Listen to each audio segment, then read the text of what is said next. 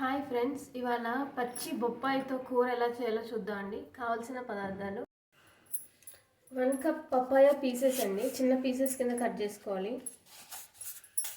2 spoons మినపప్పు అండి, కొద్దిగా చింతపండు, కొద్దిగా పసుపు, ఒక హాఫ్ స్పూన్ జీలకర్ర, కొద్దిగా సాల్ట్, 4 ఎండుమిర్చి అండి, కొద్దిగా పోపు దినుసులు,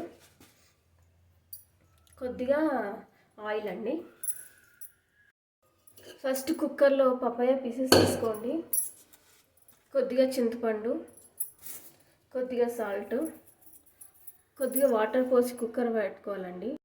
కొద్దిగా వాటర్ పోసుకొని కుక్కర్లో ఉడికించుకోవాలండి. ఫస్ట్ కుక్కర్ ఉడికే లోపల మనం మినపప్పు వేయించుకున్నామండి. 2 స్పూన్స్ ఆయిల్ తీసుకున్నాను. మినపప్పు, జీలకర్ర, ఎండుమిర్చి అన్నీ వేపించుకొని మిక్సీ చేసుకొని పొడి చేసుకోవాలండి.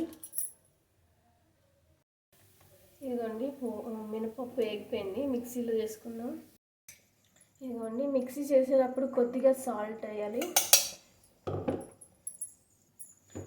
కొద్దిగా చింతపండు వేయండి మిక్సీ చేసినప్పుడు పొడిలోకి. ఇదిగోండి కొంచెం పలుకుగా చేసుకోండి మిక్సీ చేసుకున్నప్పుడు, మీకు బాగుంటుంది ఇది. ఇదిగోండి ఇందులో కొద్దిగా అల్లం వేసుకుని మళ్ళీ గ్రైండ్ చేసుకుంటా నేను. కొద్దిగా ఆయిల్ తీసుకోండి, పోపు వేసుకొని కూర వేసుకుందాం.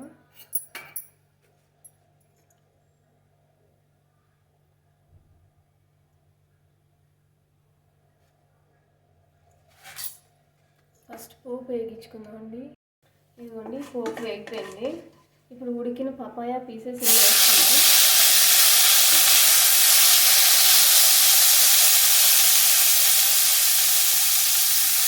ఒక 5 మినిట్స్ ఫ్రై చేసి, ఇదిగోండి కొద్దిగా ఫ్రై అయింది ఇది.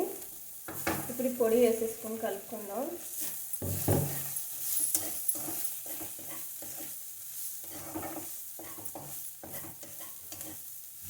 పసుపు పొడి అన్నీ వేసి కలిపేసుకోండి. ఇది రెడీ అయిపోయింది. ఇదిగోండి పపాయ కర్రీ రెడీ అయిపోయింది. మీరు కూడా టేస్ట్ చూసి చెప్పండి. Thank you so much.